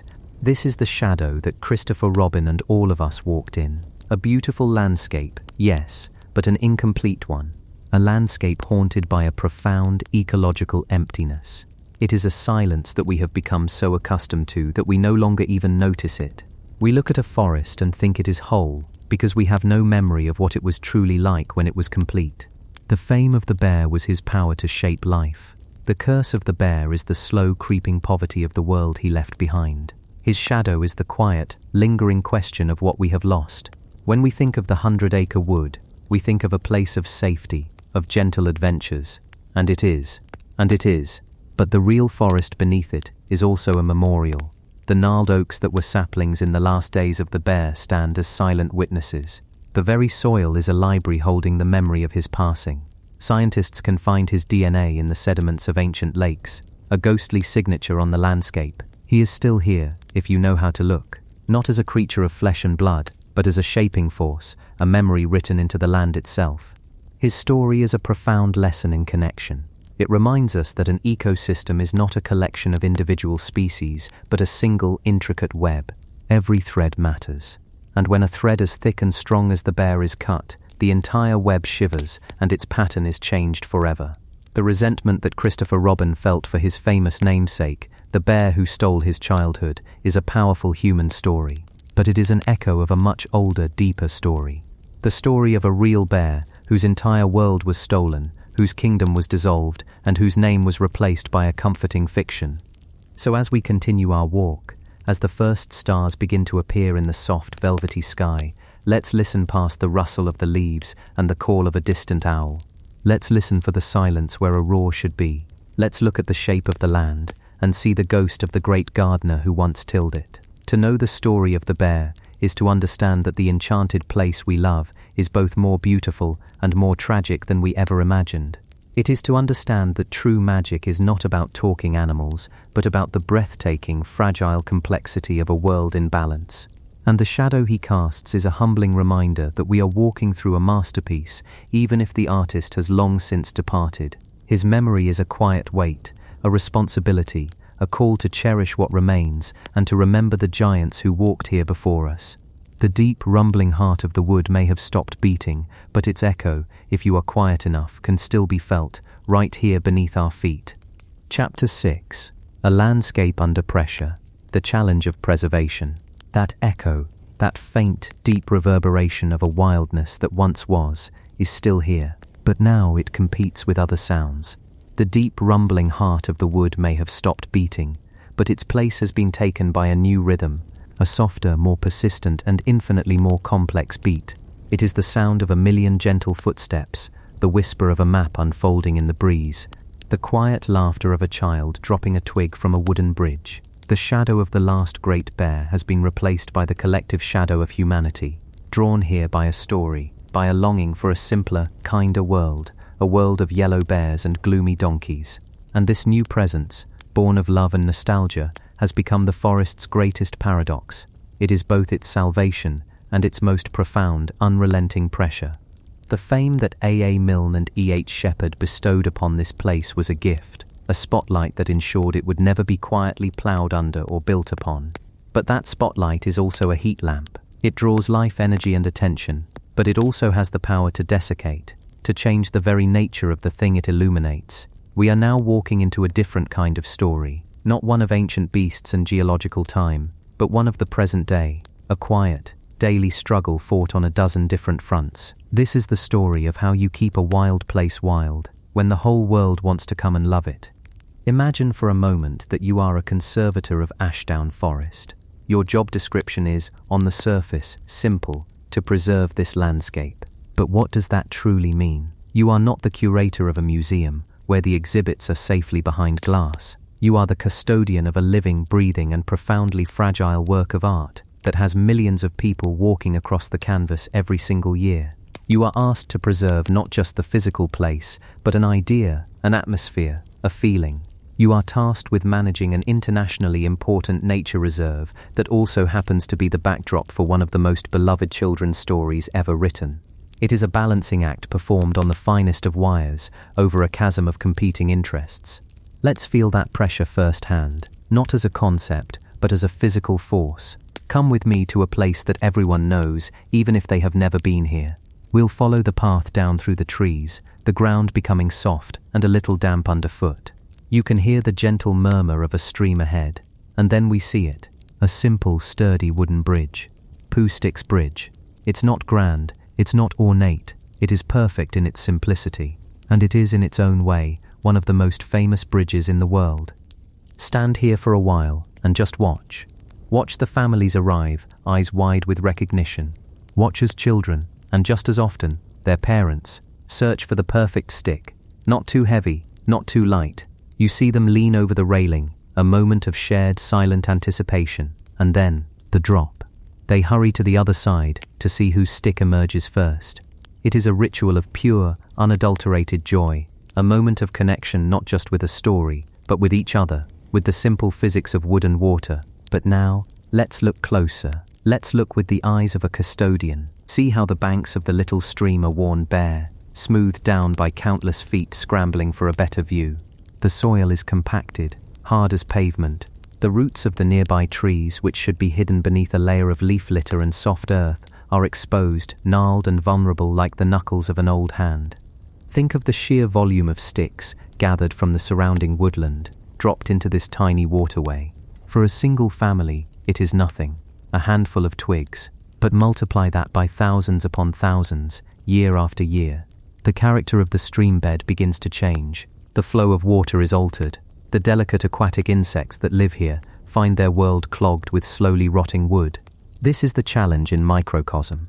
An act of pure, innocent love, magnified 1,000,000 times, becomes a significant ecological pressure. No one means any harm. In fact, they are here precisely because they mean the opposite. They are here to touch a piece of a world they cherish. But the collective touch of so many hands can wear stone smooth. The collective tread of so many feet can compact soil until it can no longer breathe, no longer absorb the rain. The paths that wind through the forest, leading to Galleon's Lap or the Sandy Pit, are not just trails, they are arteries of erosion. With every footstep, a tiny particle of soil is dislodged. With every rain shower, those loose particles are washed away, carrying with them the nutrients and the structure of the land itself.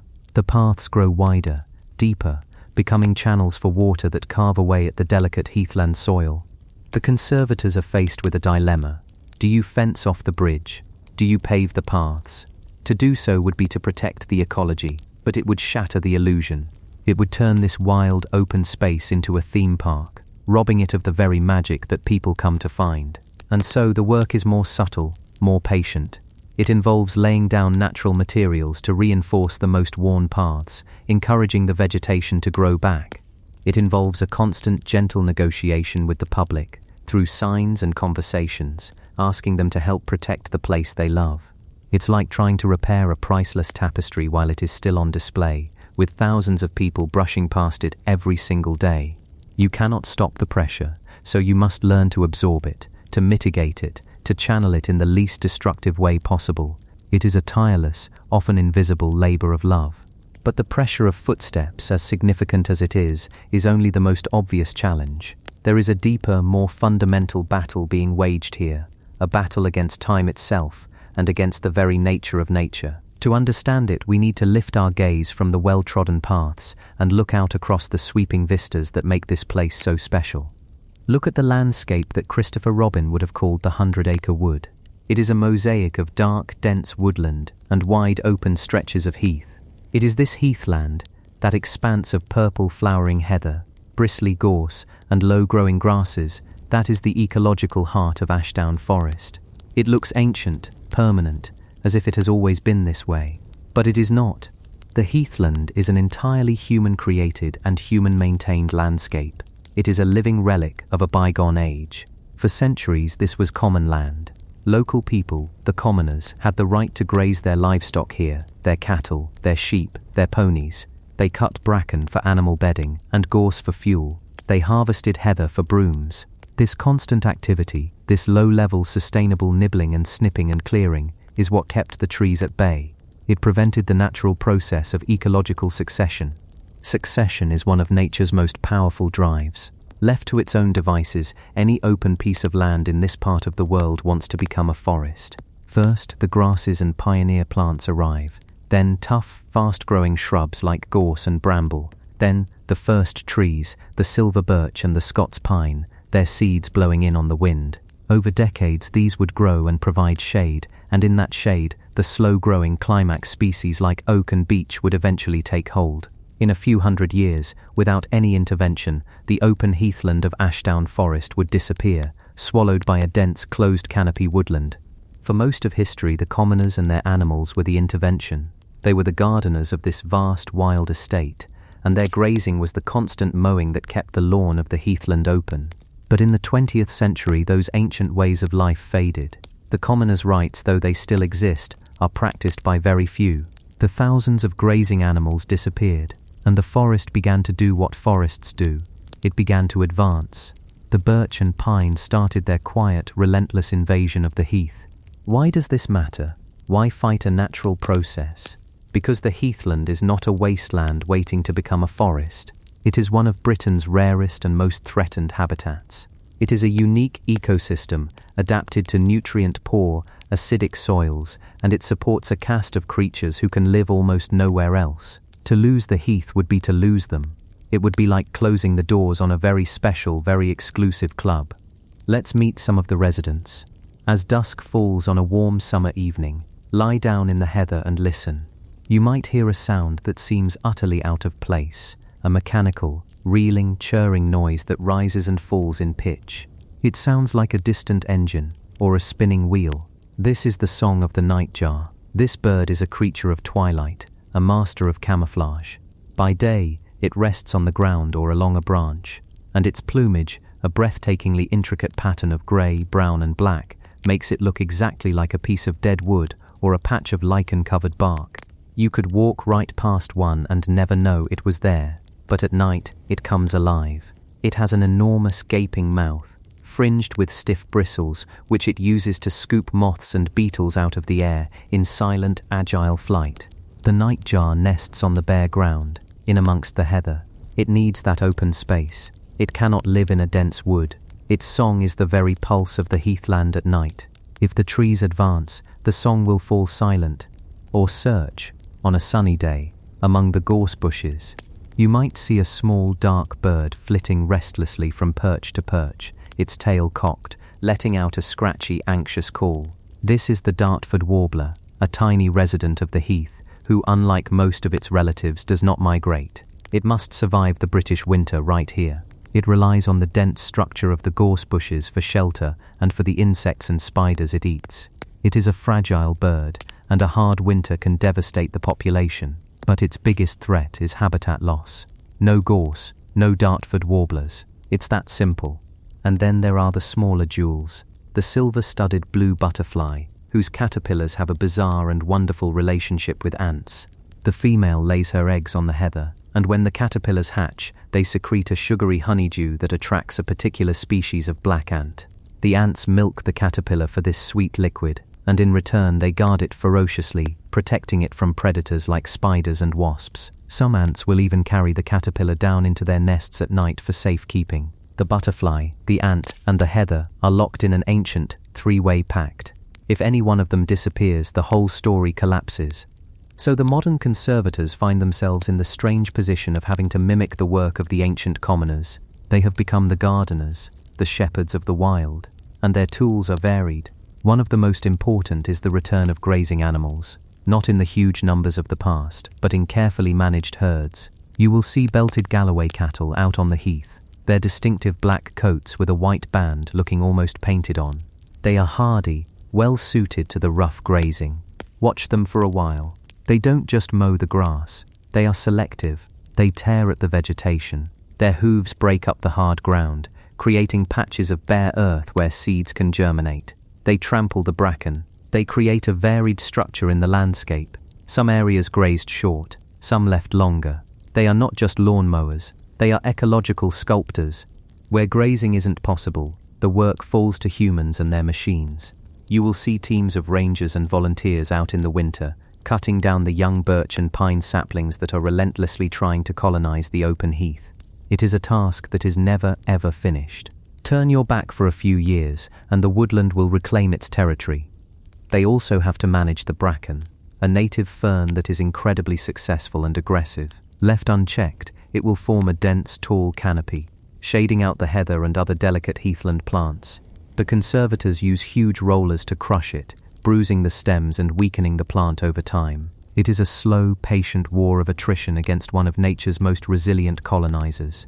This constant battle to hold back the forest, to preserve this open, sun-drenched habitat, leads us to the third great pressure facing this landscape, the threat of fire. Heathlands are by their very nature flammable places.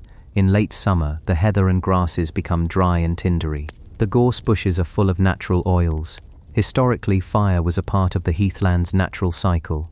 A quick, cool fire would burn off the old woody heather, clearing the way for new growth and creating a mosaic of different aged stands, which is incredibly valuable for biodiversity. But the fires the forest faces today are different. The sheer number of visitors, over 1 million a year, dramatically increases the risk of an accidental ignition. A carelessly discarded cigarette, a disposable barbecue left smouldering on the dry ground, a spark from a vehicle, that is all it takes. And a modern wildfire, often fueled by hotter, drier summers, a symptom of our changing climate, can be devastating. It can burn with such intensity that it sterilizes the soil, destroying the seed bank and the intricate web of microbial life within it. It can incinerate entire populations of lizards, slow worms, and the invertebrates that are the foundation of the food chain. Walk through a part of the forest that has recently burned, and the silence is unnerving. The ground is black, charcoal. The air smells of ash and dust. The skeletons of gorse bushes stand like twisted, blackened sculptures. It feels like a landscape of death. It is a scene of profound desolation. The work of the fire service in a place like this is incredibly difficult. The terrain is rough, often inaccessible to fire engines. They have to beat the flames out by hand, carry heavy water packs on their backs, and work for hours on end in dangerous, exhausting conditions. And yet, even here, nature's resilience is breathtaking. Wait a few weeks, and you will see the first signs of life. The bracken is often the first to return, its fiddleheads uncurling from the scorched earth, a vibrant, almost defiant green against the black. The heather, too, has an incredible ability to regenerate. It can sprout again from its rootstock, and its tiny dust-like seeds can lie dormant in the soil for decades, waiting for their chance, a chance often granted by the clearing power of a fire. The recovery is slow, a process of years and decades, but it happens. The forest has a deep, quiet strength, but each major fire is a wound, a trauma that sets the ecosystem back, and requires an immense amount of effort to heal. The rangers might have to go out and sow heather seeds, harvested from other parts of the forest, to help kickstart the recovery process on the most badly damaged ground. It is another act of careful, patient gardening on a colossal scale. Beyond the visible pressures of feet and fire, there are other, more insidious threats at work, pressures that are invisible to the casual visitor. One of the most serious is nitrogen pollution. It sounds like something from an industrial textbook, not a concern for a beautiful wild forest. But every car that drives on the roads surrounding the forest, every factory and power station, releases nitrogen oxides into the atmosphere. This pollution is carried on the wind and falls on the forest in the rain, a process called nitrogen deposition. In effect, it is a constant, gentle fertilizing of the landscape. For a farmer's field, fertilizer is a good thing, but for a heathland, it is a disaster. Remember, the entire heathland ecosystem is built on poverty. The heather, the ling, the bell heather, these are specialist plants that have evolved to thrive in nutrient-poor soils where other, more aggressive plants cannot compete. When you start adding nitrogen, you are effectively feeding their competitors. Coarse grasses, nettles, and other nitrogen-loving plants begin to take over, crowding out the delicate, slow-growing heathland specialists. The character of the entire ecosystem changes from the soil up. It is a slow, creeping transformation, a green tide that is much harder to fight than the advance of the trees. You cannot send out volunteers to pull up every blade of grass. It is a chemical change, a fundamental shift in the rules of the game, driven by the pollution of the world far beyond the forest's borders. And this points to another invisible pressure: fragmentation. Look at a map, and Ashdown Forest, as large as it is an island. It is an island of semi-wild habitat in a sea of farmland, towns and villages, crisscrossed by busy roads. For a bird, this might not be a problem. But for ground-dwelling animals, from badgers and deer to the beetles and reptiles, a road is a deadly barrier. It cuts off ancient migratory routes. It isolates populations, preventing the flow of genes that is so vital for long-term health and resilience. The forest becomes not one large, contiguous habitat, but a series of smaller, disconnected pockets. This isolation makes the populations within those pockets much more vulnerable to disease or local extinction. The conservators work to maintain wildlife corridors where they can, but the pressure of development around the forest's edges is constant and growing. So we have the pressure from within, the loving footsteps of millions, and we have the pressure from without, the invisible rain of pollution and the encroaching network of roads and houses. And mediating all of this are the people on the ground, the staff and the board of conservators, and the incredible army of volunteers who give their time and energy to this place. Their work is a constant negotiation. They negotiate with nature, trying to hold back succession and encourage biodiversity. They negotiate with the public, trying to accommodate the desire for access and recreation while protecting the very thing people come to see. And they negotiate with the complex tapestry of laws and designations that govern this land. Ashdown Forest is not just a beloved landscape, it is a site of special scientific interest, SSSI. It is a special protection area, SPA, under European law, designated for its rare ground-nesting birds like the nightjar and the woodlark. It is a special area of conservation, SACI, for its heathland habitats. These designations provide a powerful layer of legal protection, but they also come with a heavy burden of responsibility. Every management decision, from cutting a firebreak to allowing a new herd of cattle to graze, has to be carefully considered and justified according to strict scientific and legal criteria. The work is not just about leaning on a spade, it's about navigating immense amounts of paperwork, scientific reports and public consultations. It is, when you stop to think about it, a monumental task. to preserve a landscape that is defined by a historical form of human activity that has now largely ceased, to manage the ecological impact of a global cultural phenomenon in the form of Winnie-the-Pooh, to combat the insidious, invisible threats of pollution and climate change, and to do it all with limited resources, relying heavily on the goodwill of volunteers and the support of the public. But it is not a hopeless task, far from it, because the story of the preservation of Ashdown Forest is also a story of deep, abiding love.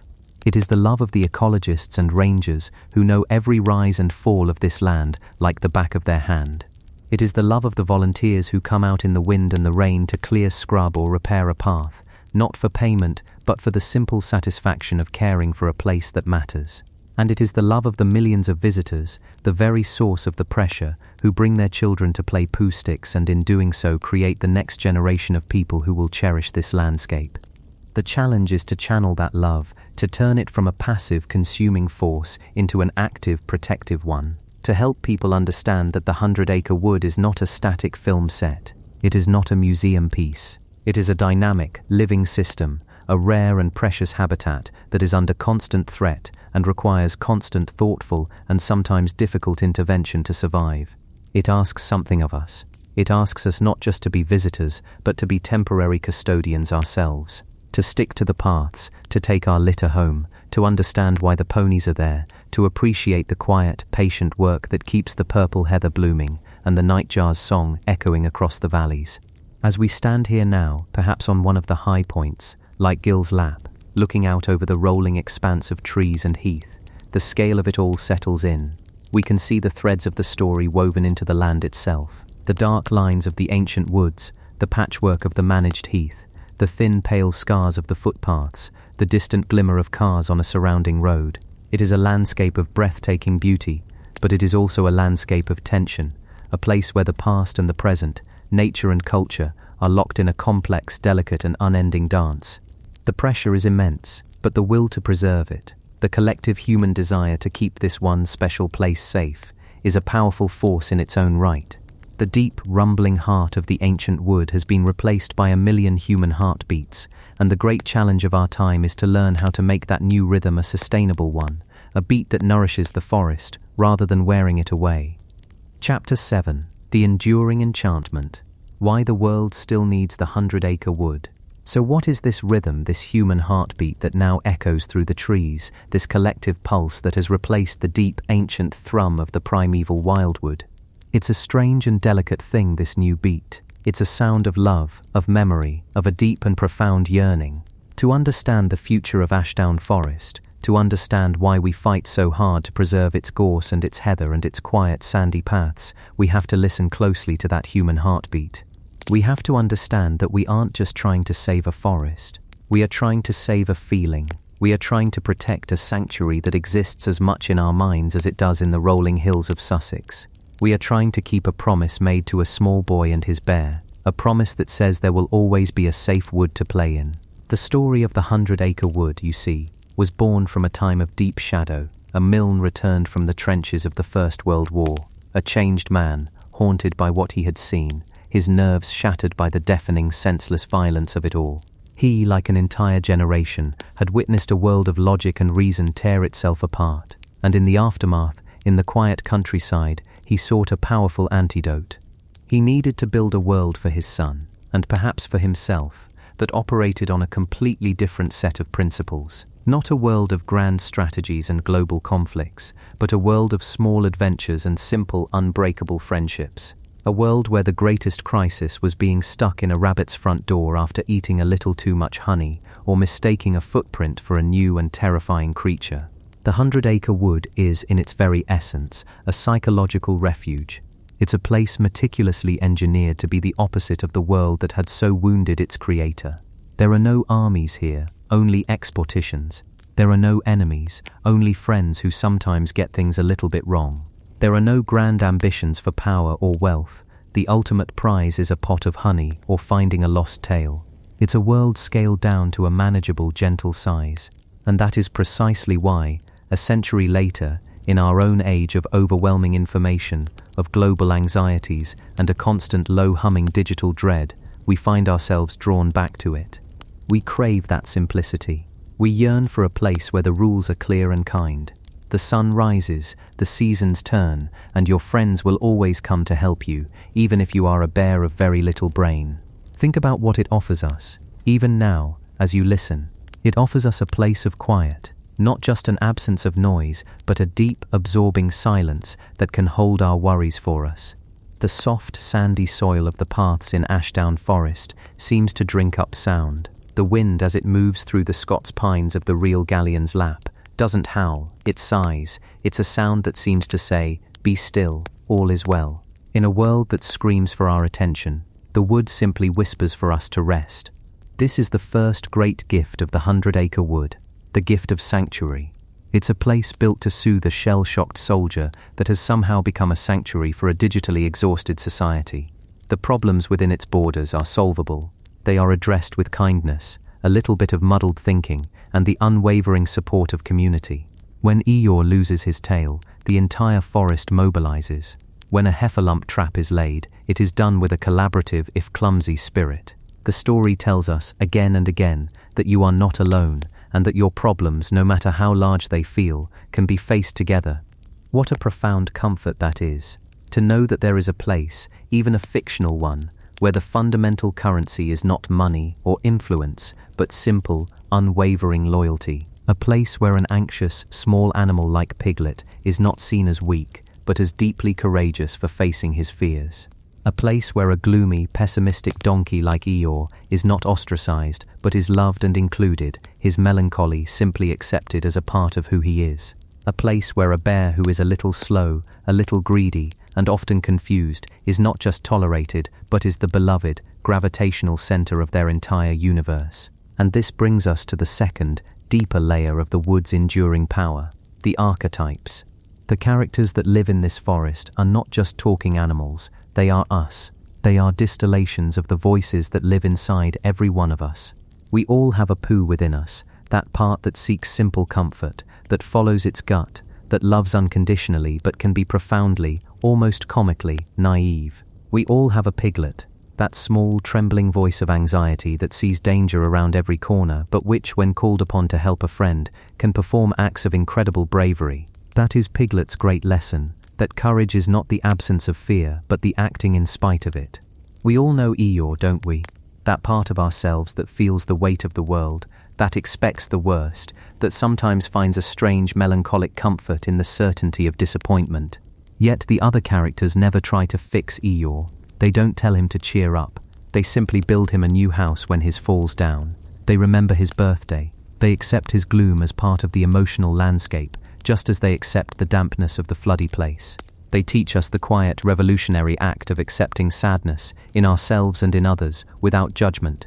And then there is Rabbit, with his friends and relations, his desperate need for order, for plans, for control in a world that is fundamentally uncontrollable. He represents that part of us that makes lists, that organizes, that believes if we can just get everything lined up perfectly, nothing will ever go wrong. And the wood constantly, gently, teaches him that his plans will almost always go awry, and that's okay. That the real joy is found not in the perfect execution of a plan, but in the messy, unpredictable and loving chaos of life itself. There is Owl, the pompous intellectual who often gets it wrong, and Kanga, the gentle maternal force of pure nurture, and Roo, the embodiment of boundless, innocent joy. These are not just characters in a children's book. They are a complete psychological ecosystem. They are the committee that lives in our own heads. And the 100 Acre Wood is the one place where they can all live together, not just in harmony, but in a state of mutual need. Rabbit needs Pooh's simple-mindedness to remind him to relax. Pooh needs Piglet's cautiousness to keep him from blundering into too much trouble. Eeyore needs all of them to remember that he is loved, even when he cannot feel it himself. The stories tell us that all these parts of ourselves are valid. The anxious part, the sad part, the controlling part, the simple part. They all have a home. They all belong. When you walk through Ashdown Forest today, you can feel this.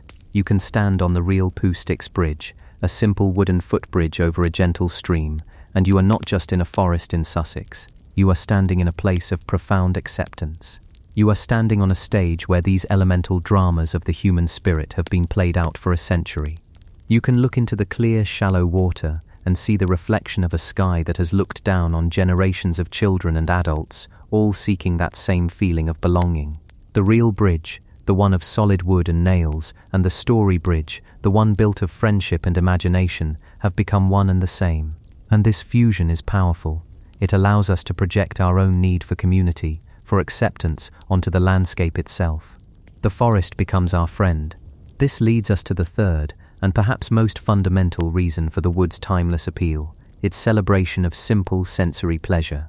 In a world obsessed with grand achievements and peak experiences, the 100 Acre Wood is a quiet gospel of the small and the immediate. The central driving force of so many of the stories is the pursuit of a very simple, very tangible pleasure, the taste of honey. Pooh's love for honey is not just a character quirk, it is a philosophy. It is a reminder that one of the greatest joys available to us is the simple act of tasting something delicious. Think of the things that are considered a fine day's work in the 100 Acre Wood. The goal of an entire expedition is simply to walk to the top of a hill and look at the world. The purpose of a blustery day is not to hide from it, but to enjoy the feeling of the wind in your fur. The great joy of a stream is to stand on a bridge and drop sticks into it, just to see which one comes out first. This is a radical idea in our productivity-obsessed world. The stories give us permission to do nothing, to simply be, to sit and watch the clouds, to listen to the hum of the bees, to feel the sun on our face. The book is an instruction manual for mindfulness, written decades before the term became popular. It gently pulls our attention away from the grand anxieties of the future and the regrets of the past, and focuses it squarely on the small, perfect present moment. And this is where the real Ashdown Forest provides the perfect, tangible anchor for the story. The enchantment of the 100 Acre Wood is so powerful because it is rooted in a real sensory place. The story is not set in a magical, otherworldly fairyland. It is set in a real English forest, with its specific textures, smells and sounds. The gorse bushes on the top of the forest are real. You can walk there, and on a summer's day, you can smell their sweet, coconut-like scent hanging in the warm air. You can touch the prickly needles and see the brilliant yellow flowers that blaze against the green and brown of the heath. The heather that Christopher Robin and Pooh walk through is real. It's ling and bell heather, and in late summer it transforms the tops of the hills into a rolling purple sea. To walk through it is to hear the gentle crunch of the dry stems under your feet and to be surrounded by the frantic, happy buzzing of thousands of bees, each one a tiny echo of Pooh's own quest for sweetness. The sandy places where Roo practices his jumps are real, patches of exposed earth where the ancient sandstone bedrock of the high weald peeks through the thin soil. You can feel that sand under your own shoes, see the way it holds the warmth of the sun, long after the air has cooled.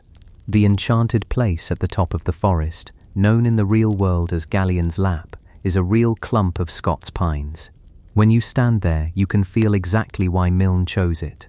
The wind moves through the pine needles with a sound unlike any other in the wood, a constant soothing shush. The air smells of resin and earth. The view opens up, and you can see for miles across the patchwork of the English countryside. It feels enchanted, not because of any magic spell, but because of the simple, profound beauty of the natural world. It's a place that naturally encourages you to stop, to be quiet, and to think. It's a place where a boy and his bear would naturally say goodbye, because it feels like the top of the world, a place where big thoughts and important feelings can finally find their space. The stories work on us so deeply because they tie these universal human longings for safety, for friendship, for simple joy to a real physical landscape. They teach us that these feelings are not just abstract concepts, they are things you can find under a real sky, on a real path, in a real forest. The 100 Acre Wood gives us a map, not just to a fictional place, but to a state of being, and Ashdown Forest is the territory that map describes. This brings us to the final beautiful paradox of this place. The forest itself has taken on the identity we have projected onto it. It is a living, breathing ecosystem, a site of special scientific interest, a crucial and rare example of lowland heath, home to protected species like the nightjar and the Dartford warbler. It is a place managed with fire and grazing, a landscape shaped by millennia of human use and natural processes. Its ecology is a complex story of soil chemistry, water tables, and the delicate balance between woodland and open heath. This is its scientific reality. But it is also, undeniably, the 100 Acre Wood. It is a pilgrimage site. People come from all over the world, from cultures and climates vastly different from this gentle corner of England, seeking something. They carry maps from the books, trying to find Eeyore's gloomy place or the spot where the heffalump trap was set. They come to the gift shop to buy a small bear or a pot of honey. They stand on Pooh Stick's bridge and drop twigs into the water, reenacting a simple, perfect moment of fictional joy. And here, the two identities of the forest merge. The tourists, in seeking the fantasy, are brought face to face with the reality. They may come looking for a cartoon bear, but they find themselves standing in a real ancient landscape. They feel the real wind, smell the real gorse, hear the real bird song. The story acts as a gateway, an entry point into a deeper appreciation of the natural world. A child who loves Pooh Bear might be more inclined to care about the real bees that buzz in the heather. A parent reading the stories might feel a renewed urge to protect these quiet green spaces for future generations. The enduring enchantment, then, is a kind of beautiful symbiotic loop. We fell in love with a story about a forest, and in doing so we fell in love with the forest itself. Our love for the fictional place fuels our desire to protect the real place. The story has become the forest's guardian angel. The millions of human heartbeats that now form the rhythm of this wood are the heartbeats of people who have been touched by these simple tales of a silly old bear. The world needs the 100-acre wood, because the world needs reminding of what truly matters. It needs reminding that friendship is the greatest adventure. It needs reminding that anxiety and sadness are not failings but are parts of a whole and worthy self. It needs reminding that the greatest treasures are not things we can buy, but are moments of quiet connection with the world around us and the people we love. It needs reminding that a simple walk in the woods can heal wounds we didn't even know we had. And so Ashdown Forest carries on, holding these two truths in a delicate, beautiful balance. It is a living museum of natural history, and it is the forever home of a boy and his bear. It is a place of science and a place of story. The pressure of those million heartbeats is immense, but it is also a force of preservation. The story protects the land, and the land gives the story its grounding, its truth, its heart. It reminds us that the most powerful enchantment is not the magic of spells and dragons, but the quieter, deeper magic of the real world, seen through eyes of love. The magic of a stream flowing under a bridge, of the wind in the pines, of the loyalty of a good friend. It is the magic of finding your way home. And as we leave this place, as our journey comes to an end, the forest itself remains. Long after the visitors have gone home, long after the last car has left the car park, the quiet of evening will settle over the heath. The nightjars will begin their strange, churring call. The deer will step cautiously from the cover of the trees. The wind will continue its ancient conversation with the pines atop Galleon's lap. The forest will breathe. It holds our stories, our memories, our dreams, but it also holds its own secrets, its own slow geological time.